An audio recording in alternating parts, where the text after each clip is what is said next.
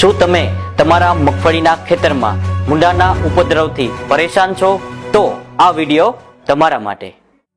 નમસ્કાર ખેડૂત મિત્રો, મારું નામ દિનેશ કોઠારિયા છે.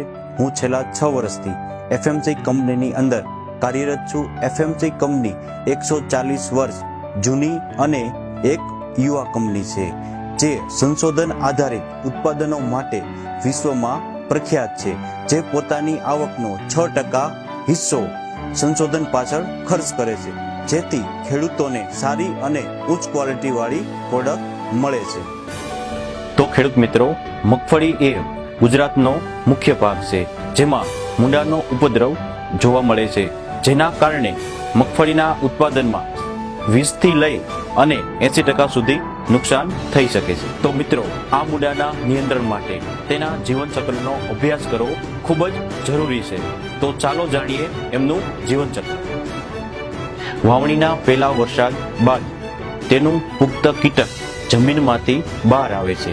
ત્યારબાદ આ પુખ્ત કીટક સીધા પાળાએ રહેલા ઝાડનો ખોરાક તરીકે ઉપયોગ કરી અને ત્યાં જ પ્રજનન કરે છે, અને તેનું માદા કીટક જમીનની અંદર ઈંડા મૂકે છે. આ ઈંડા 7 થી લઈને 8 દિવસ બાદ મૂંડા રૂપે બહાર આવે છે, જે પાકને નુકસાન કરવાનું શરૂ કરી દે છે. આ મૂંડા 50 થી 70 દિવસ સુધી જમીનમાં રહીને મગફળીના મૂળ, સૂયા અને પોપટાનો ખોરાક તરીકે ઉપયોગ કરીને નુકસાન કરે છે, જેના લીધે મગફળીના ખેતરમાં છોડ સુકાતા હોય એવું દેખાય છે. ત્યારબાદ આ મૂંડા કોસેટોમાં ફેરવાઈ જાય છે, અને આમ તેનું જીવનચક્ર ચાલ્યા કરે છે.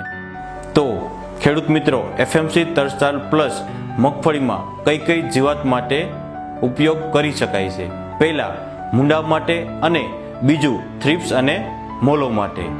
તો મૂંડા માટે એફએમસી 33+ નો ઉપયોગ 400 મિલી પ્રતિ એકરે ડ્રિન્ચિંગ કરવાનું રહેશે, તેમજ સાથે સાથે ફૂલ અવસ્થાએ મોલો અને થ્રિપ્સ માટે 400 મિલી પ્રતિ એકરે છંટકાવ કરવાનો રહેશે.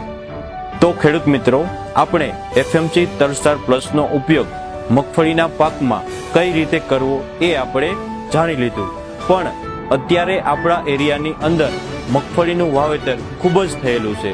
તો બધા ખેડૂત મિત્રો એફએમસી 33+ નો ઉપયોગ કરો એવી આશા સાથે હું વિરમું છું. ધન્યવાદ ખેડૂત મિત્રો.